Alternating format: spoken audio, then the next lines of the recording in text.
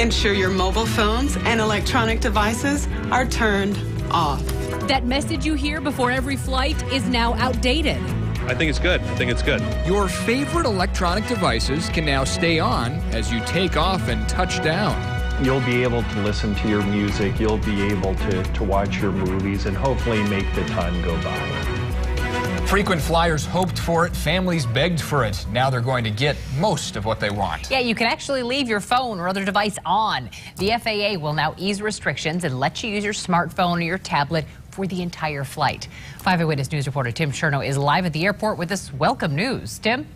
Well, it certainly is welcome. Folks who are business people, they'll be able to be more productive, but of course that's happening up in first class. Back in coach with the rest of us, flights are boring, so now we can keep ourselves entertained with our cell phones and our tablets. And don't forget that screaming kid factor.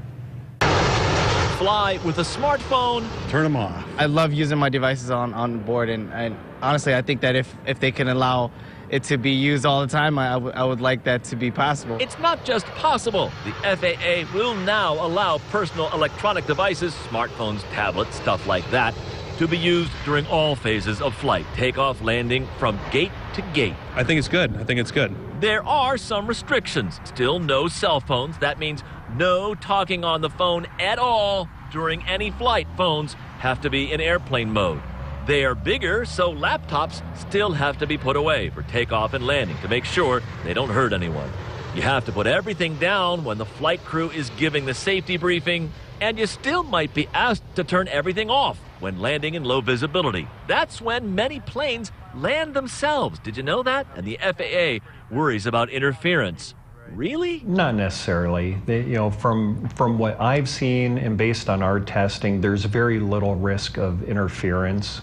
However, it's always better to err on the side of caution. So says computer guru Mark Lanterman. Follow the new rules. I would have hoped that they would have gone in this direction years ago, so I'm just glad that they finally have. This is good news for folks who travel by air. Especially if you're traveling with kids.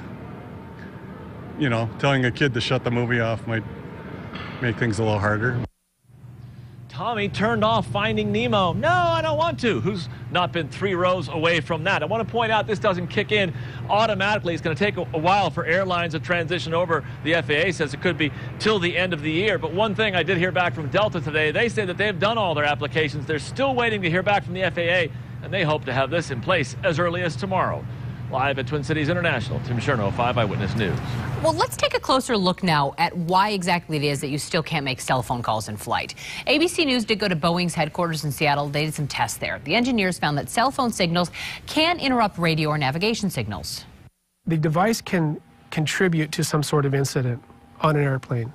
Now, because you cause interference into a system doesn't necessarily mean that bad things could happen, but you increase the risk, the probability that things could happen. And you could see all these new rules on electronics on flight.